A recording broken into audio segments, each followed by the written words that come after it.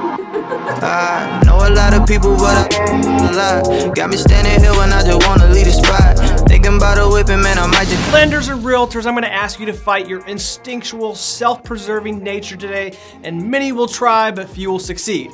I'm gonna pose a question, or really a thought, that is fairly provocative and will certainly make you feel uncomfortable. Here it is. It's in regards to price and value. What if the value you as a lender or realtor represent isn't of value at all? Cue all the gasps. Really, fight your natural reaction here to blindly fight back with all those well-trained sales responses that have been drilled into your head, and just walk down this path with me for a minute. Think about that for a second with me. What if the value that you sell and talk about every day, whatever that is, whatever value prop that happens to be, what if that wasn't of value to your customer at all? Here's why I asked. Building Champions coach Bill Hart posted a great question that I'm sure you've wrestled with several times in your career, and the question was simply this: how do you respond to your price is too high?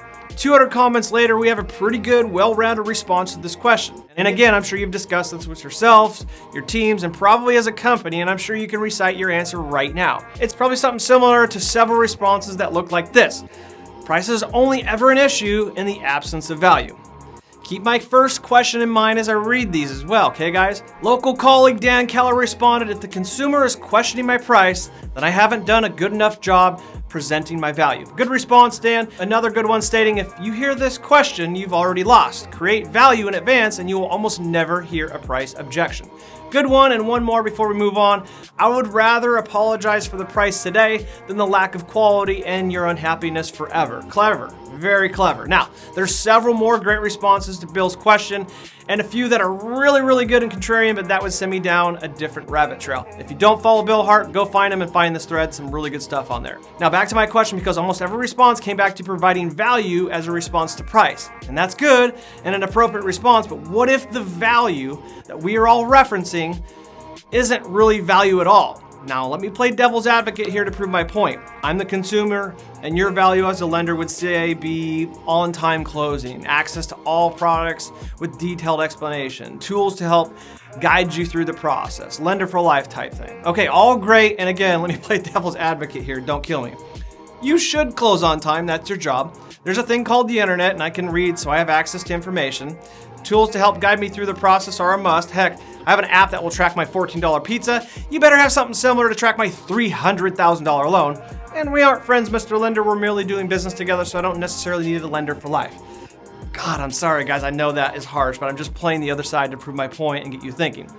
What if the value we perceive as value isn't really value at all anymore? What if someone moved the cheese and these value propositions were valuable in 1990 and say the early 2000s, but not necessarily in 2017? I mean, look at realtors. They were originally the gatekeepers between buyers and actually seeing and finding a home. They used to drive in their cars with a massive book of houses to show you, and then you drove around all day to look at them. No offense to my realtor friends, but some of you guys are still walking around with this mentality, and you aren't the real estate gatekeepers anymore. Apps and sites have taken that particular value proposition off the table, and consumers now have what?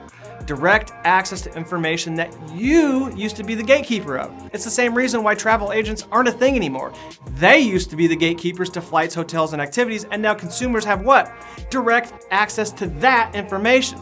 They are planning and booking their own trips, and I'll spare you the 10 minutes to list the other industries that this happened to happen to. Hear me.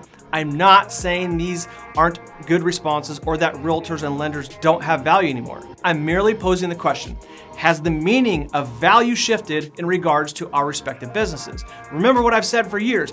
You are not your target market. Just because you think your service is of value doesn't mean it is.